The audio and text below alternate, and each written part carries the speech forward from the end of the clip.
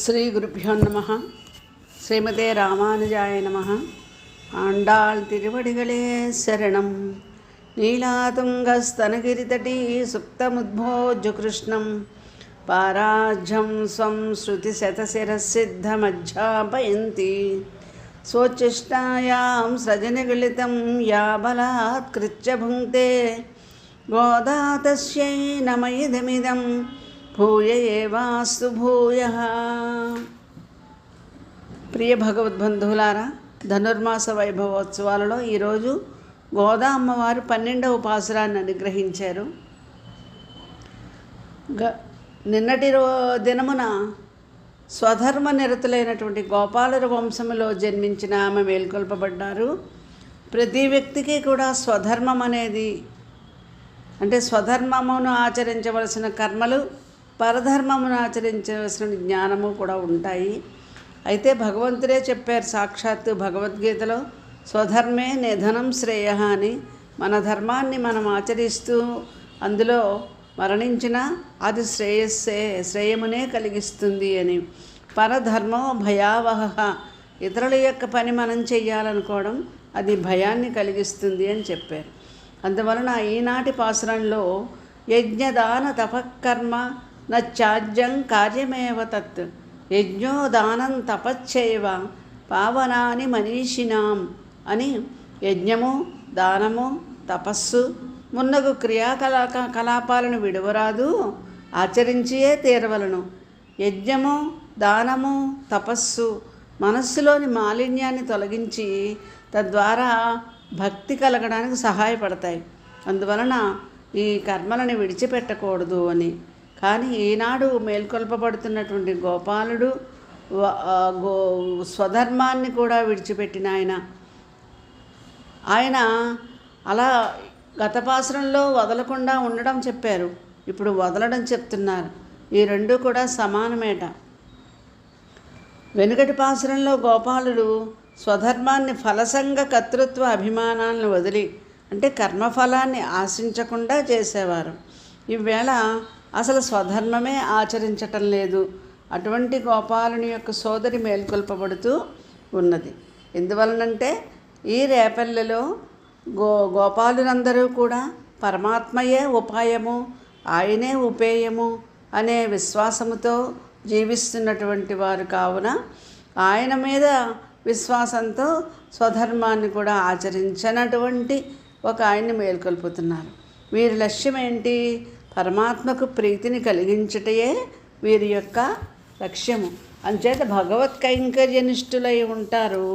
అయినప్పటికీ కూడా వీళ్ళ జాతికి నియమించబడినటువంటి ఏర్పరిచినటువంటి ఆశ్రమ ధర్మాలు చేయవలసి ఉంటుంది. కానీ వీరు ఆచరించటం లేదు అంటున్నారు.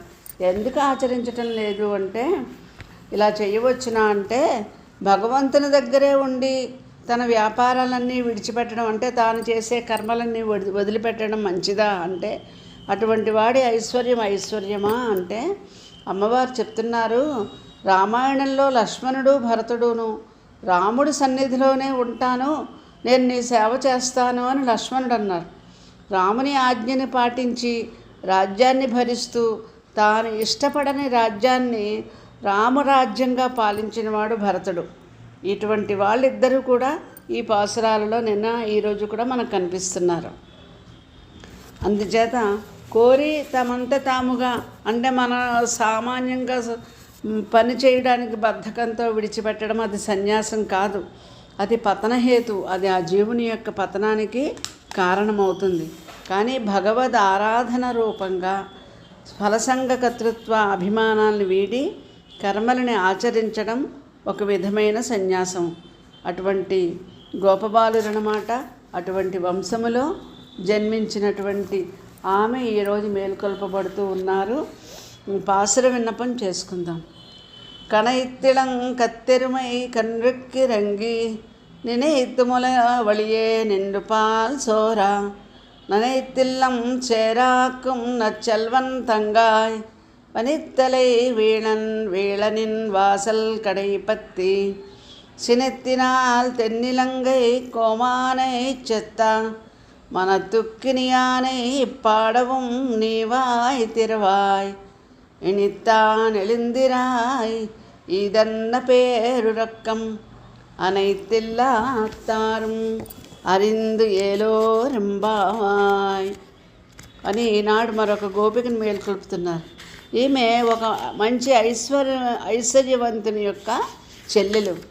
ఏమిటి ఐశ్వర్యము? వీళ్ళకు ఉండేటువంటి ఐశ్వర్యము అంటే వాళ్ళకి మంచి ఈనిన లేగదూడలు గల గేదెలు ఉన్నాయట.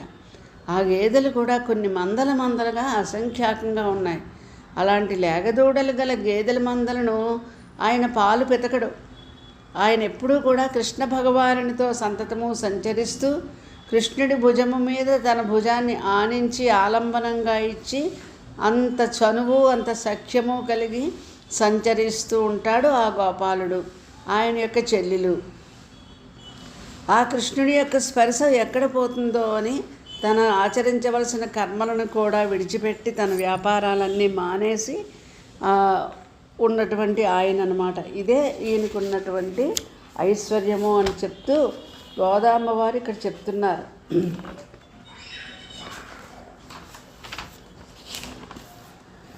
కనత్తుడై కత్తెరుమై కన్నుక్కిరంగి పాలు పితుకువారు లేకపోవడం చేత ఆ లేగదూడలు గేదెలు మనసుపోయి అరుస్తూ ఉంటాయి పాలు తీయమని చెప్పి.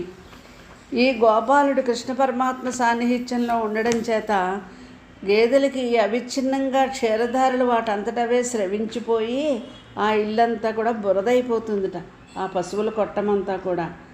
శ్రీరామచంద్రుణ్ణి లక్ష్మణుడు సర్వదేశ సర్వకాల సర్వావస్థలందు కూడా విడవకుండా ఏ విధంగా సేవించాడో ఈ గోపాలుడి పేరు సుధాముడు. ఈయన కూడా కృష్ణుణ్ణి సర్వకాల సర్వావస్థల యందు కూడా సేవిస్తూ ఉంటాడు. ప్రతిబంధకాలు ఏర్పడతాయేమో అనే ఉద్దేశంతో ఆయన స్వీయ ధర్మాన్ని కూడా ఆచరించరు. అంటే ఏంటి?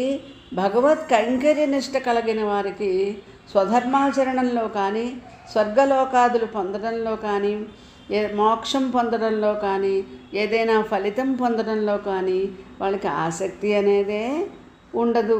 అటువంటి గోపబాలుడు వారి యొక్క సోదరుని మేల్కొల్పుతూ మరి ఈయనకుండే ఐశ్వర్యవంతురాలా అని పిలిచారు. ఏమిటి ఐశ్వర్యము అంటే ఆనాడు లక్ష్మీ సంపన్న అన్నారు వాల్మీకి మహర్షి. లక్ష్మణుడు ఐశ్వర్య సమృద్ధి కలవాడు అని. ఎక్కడ ఐశ్వర్యం ఉంది? లక్ష్మణుడు కూడా రాముడితో పాటు వనవాసానికి వెళ్ళాడు కదా. కానీ రామునితో కూడి ఉండడమే, భగవంతునితో కూడి ఉండడమే ఐశ్వర్యము. అంచేత నచ్చల్వన్ మంచి సంపద కలిగినటువంటి వాడు లక్ష్మణుడు. అలాగే ఈ గోపబాలుడు కూడా.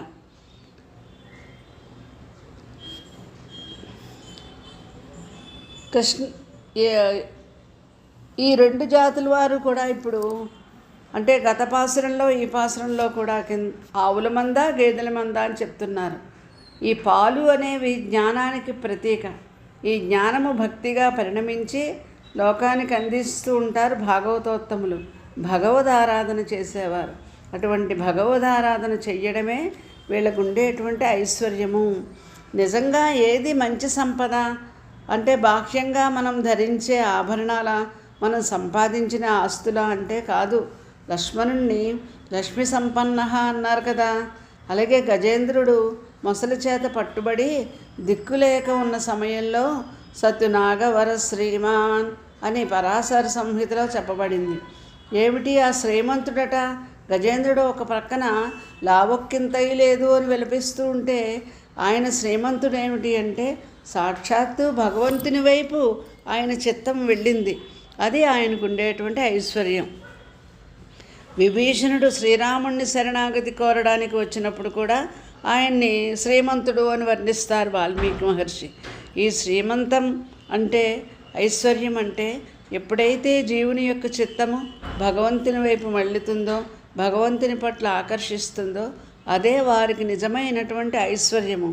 భగవంతుని కోసమని ఇతరమైన వాటినన్నింటినీ విడిచిపెట్టడం, ఆయన్ని పొందడానికి ఎన్ని ప్రతిబంధకాలు వచ్చినా తొలగించుకోవడం, ఇది నిజమైన ఐశ్వర్యం. ఏ గోపాలకుడు అలాంటి ఆయన ఉన్నాడో ఆయన సోదరి ఈమె. మీ సోదరుని వలె సతతము భగవదనుభవంలో ఉండి భగవంతుని క్షణకాలం కూడా వదలకుండా ఉండడం నీ కర్తవ్యం కాదమ్మా. మమ్మల్ని అనుగ్రహించు. మీ గుమ్మం పట్టుకున్నాము, మీద నుంచి మంచు పడుతోంది, కిందని గేదెలకు పాలు తీయకపోవడం చేత మొత్తం ఇల్లంతా బురదైపోయింది. మేము ఆ ద్వారానికి ఉండేటువంటి కమ్మీ పట్టుకుని నిలబడ్డాము. జారిపోతామేమోనని నీ గుమ్మంపు దండ పట్టుకుని నిలిచి ఉన్నాము. అలా ఉన్నా నీకు దయ రావట్లేదా? లేచి రావమ్మా అన్నారు. ఇది అనుభవించవలసినటువంటి అనుభవం భక్తులు. ఇక్కడ మున్నీరులా ఉంది వీళ్ళిల్లు. మున్నీరు అంటే సముద్రము.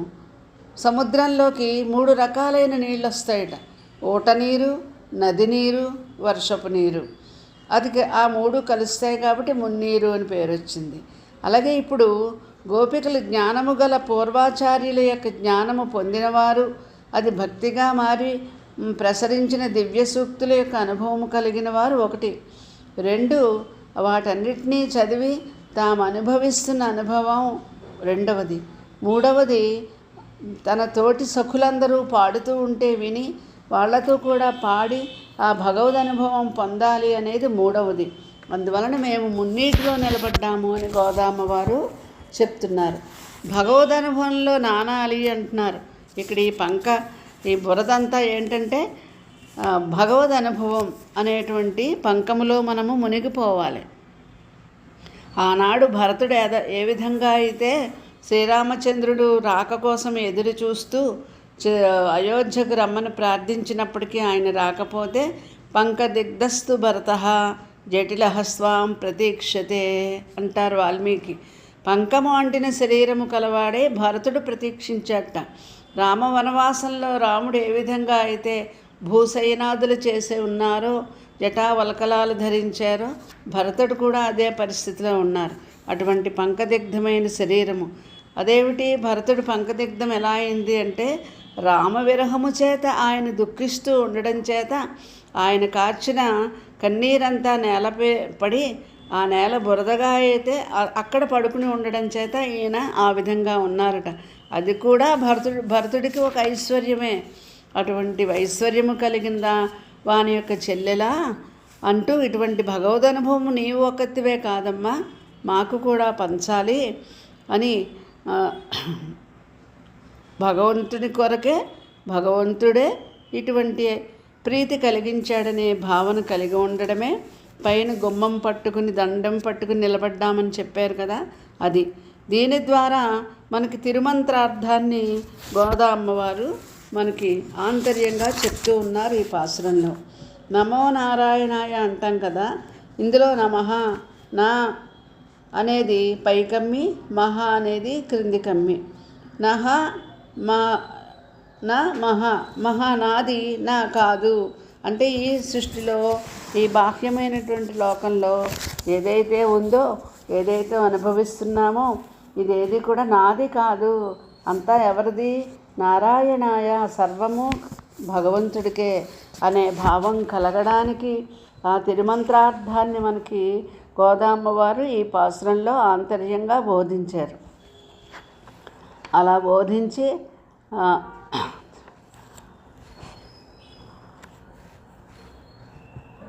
ఎప్పుడు నీవు చేసే పనిలో నాది కాదు, నా కొరకు కాదు అనే భావం కలుగుతుందో ఆ భావమే శుభప్రదమైనది, మంగళకరమైనది. ఆ మంగళకరమైన భావనతోనే మేము నీ సన్నిధిలో నిలిచి ఉన్నాము. మేమంటే మా కోసం కాదు నీవు రావడం, మేము ఇంకా పాడుతున్నది ఎవరి కోసం? ఈ పాసురంలో చెప్తున్నారు గోదామ్మవారు. నిన్నటి వరకు కృష్ణుడి గురించి, నారాయణుడు పాలకడల శ్రేణుణ్ణి, వామనుణ్ణి కీర్తిస్తామన్నారు. ఈరోజు మనోభిరాముడు, సుగుణాభిరాముడు, సాక్షాత్ రామచంద్ర ప్రభువుని మేము కీర్తిస్తున్నామమ్మా. అయినా నీవు నిద్ర లేచి రావా? ఇంత పెద్ద నిద్ర ఏమిటి అని అడుగుతున్నారు. ఏమిటి ఈరోజు రాముణ్ణి మీరు పాడడానికి కారణమంటే, కృష్ణుడు స్త్రీలను బాధ తెలియనటువంటి వాడట. వారిని బాధించడమే వినోదంగా భావించేవాడు. ప్రేయసులు దూరమైనప్పటికీ వారి కోసం తాను వ్యధను అందలేదు. అలాంటి వాడిని కీర్తించి లాభం ఏమిటమ్మా? శ్రీరాముడు తన్ను ప్రేమించిన స్త్రీ యొక్క ఎడబాటును ఓర్వలేక నిద్రాహారం లేక బాధపడ్డాడు. ఈ గోపిక అటువంటిది కృష్ణ సమాశ్రయణం చేసింది కావున మన బాధ ఈవిడికి తెలియటం లేదు. అందుకని రాముడు వృత్తాంతం తెలియజేస్తే ఈమె బయటికి వస్తుందని. ఎందుకంటే రాముడు జితక్రోధుడు, క్రోధాన్ని జయించినటువంటి వాడు అని చెప్తూ శ్రీరాముని యొక్క గుణగానం చేస్తూ మన గోపికలు ఈరోజు 12వ రోజున ఒక గోపికను ఊరి వారందరికీ తెలిసింది. నీవు బయటికి రావమ్మా, ఏమిటి పెద్ద నిద్ర, ఇంకా నీవు లేవవ్వా, లేచిరమ్ము అని ప్రార్థించారు. ఈ పాసురంలో కూడా ఆంతర్యంగా గోదా అమ్మవారు మనకి ఒక ఆళ్వార్ల యొక్క వైభవాన్ని తెలియజేస్తూ ఉన్నారు. ఈరోజు మనకు అనుగ్రహించిన ఆళ్వారు కులశేఖర ఆళ్వారు గారు. వీరు కేరళ దేశపు రాజుగారు, వీరు చక్రవర్తి. అందుచేత వీరిని నల్ సెన్వన్ అంటారంటే మంచి సంపద గలవారు, ఒక దేశానికి రాజు కాబట్టి. వీరు కూడా లక్ష్మణుని వలె భగవత్ కైంకర్యనిష్ట, శత్రుఘ్నుని వలె భాగవత కైంకర్యనిష్ట కలవారు. వీరికి శ్రీరామభక్తి ప్రవణత, శ్రీకృష్ణ భజనానందము ఎల్లప్పుడూ ఉంటుంది. వీరు తాము దేశాన్ని పాలించే రాజ్యాల్లో ప్రజల క్షేమం కోసం కాకుండా శ్రీరంగం వెళ్ళి శ్రీరంగనాథుడిని సేవించాలని ఎప్పుడూ తహతహలాడుతూ ఉండేవారు. ఆయన ముకుందమాల అనే ఒక అద్భుతమైన గ్రంథాన్ని మనకు అందించారు. అందులో ఇలా చెప్తారు: హే లోకా శృణుత, ఓ లోకులారా వినండి. హే మర్చా పరమం హితం శృణుత, ఓ మర్చులారా పరమహితాన్ని చెప్తున్నాను వినండి. అహో జనానాం వ్యసనాభిముఖ్యం, ఇలా చెప్పినా ఎవరూ వినటం లేదని ఈ జనులకు వ్యసనములయందే శ్రద్ధ ఉంది, భగవద్ విషయాల్లో శ్రద్ధ లేదు అని ఆక్రోశించారు ముకుందమాలలో. అంత అద్భుతమైన భాగవతోత్తములు కులశేఖరాళ్వారులు, భగవద్గుణ వైభవాన్ని స్రవింపజేసినటువంటి పరమదయాళువులు. వీరు ఎంతటి భక్తి నిష్ణాతులంటే రామాయణం ప్రవచనం జరుగుతూ ఉంటే వారి ఆస్థానంలో రావణుడు సీతను అపహరించాడు అనే విషయం విని వెంటనే ఆయన అంటారట, ధనుర్బాణములు దాల్చి సైన్యముతో లంకకు అభిముఖంగా వెళ్ళిపోతారట. రావణాసురుడు ఎప్పుడైతే సీతమ్మను అపహరించాడనే కథ వరకు విన్నారో ఆయన వెంటనే ధనుర్బాణములు ధరించి దక్షిణ దిశకి రావణాసురుడితో యుద్ధం చేయడానికి వెళ్ళిపోతూ ఉంటారట. అంత భక్తిలో మునిగిపోయినటువంటి ఆళ్వారు అన్నమాట ఈయన. అంతటి ఆవేశంతో భగవత్ సేవాపరాయణత్వం కలిగిన మహనీయులు కులశేఖరుల వారు. వీరికి భాగవత సేవ యందు చాలా నిష్ట. ప్రతి నిత్యము కూడా అనేక మందికి వైష్ణవ భాగవతోత్తములకి తదీయ ఆరాధనం చేస్తూ ఉండేవారు. అందువలన అయినప్పటికీ వీరికి శ్రీరంగానికి వెళ్ళాలి అని సంకల్పం. ఏ రోజుకి ఆ రోజే ఉదయాన్నే, అంటే రేపు నేను శ్రీరంగం వెళ్తున్నాను అని సభలో చెప్పేవారు మంత్రులకి. గుష్యతే యశ నగరే రంగయాత్ర దినే దినే, రోజు కూడా నేను రేపు శ్రీరంగం వెళ్తున్నాను, ఏర్పాట్లు చేయండి అని మంత్రులకి, పురోహితులకి అందరికీ చెప్పేవారు. అలా చెప్పిన వెంటనే భాగవతులు వచ్చారు అని మంత్రులందరూ రాజుగారు అక్కడ శ్రీరంగానికి వెళితే శ్రీరంగనాథుని యొక్క సౌందర్యం చూసి అక్కడే ఉండిపోతే రాజ్యం ఏమైపోతుందని వారి ప్రయాణాన్ని విరమింపచేయాలని ఉదయాన్నే భాగవతోత్తమంలో వచ్చారండి, వాళ్ళకి మనం ఆతిథ్యం ఇవ్వాలి అన్న వెంటనే ఆ రోజుకి ఆ ప్రయాణం వాయిదా పడిపోయింది. అలా ఎప్పటికప్పుడే ఆయనకి ఆ ప్రయాణం విరమిస్తూ ఉండేవారు. అంతటి భక్తి నిష్ణాతులు. తిరుమల శ్రీనివాసుని ఆలయంలో కూడా కులశేఖరుల యొక్క గడప అని ఒక గడప ఉంటుంది. దివ్యమంగళ విగ్రహానికి ఎదురుగా భాగవత స్పర్శ తగిలినట్లుగా గడపగా ఉండాలి అని ఆయన ప్రార్థించి తిరుపతి క్షేత్రంలో ఒక గడపగా ఆయన ఉన్నారు. వీరిని ద్రావిడ భాషలో పెరుమాళ్ళు అని పిలుస్తారు. అటువంటి కులశేఖరాళ్వారులకి శ్రీరామచంద్రుడు అంటే బాగా భక్తి. అందువలననే ఈ పాసురంలో శ్రీరామచంద్రుని యొక్క వైభవం కీర్తించబడింది. కులములో శేఖరులు, ప్రపన్న కులములో శేఖరులు, శిరోభూషణమైన వారు, ఐశ్వర్యము భగవత్ కైంకర్యమే అని నమ్మినటువంటి, అనిత్యమైనటువంటి ఐశ్వర్యాన్ని లెక్క చేయనటువంటి మహనీయులే కులశేఖరులు. వారికి ప్రణమిల్లుతూ ఈరోజు ఈ పాసురంతో స్వస్తి. సోచిష్టమాలికాబంధ గంధబంధుర జిష్ణవే విష్ణుచిత్తతనూజాయై గోదాయై నిత్యమంగళం.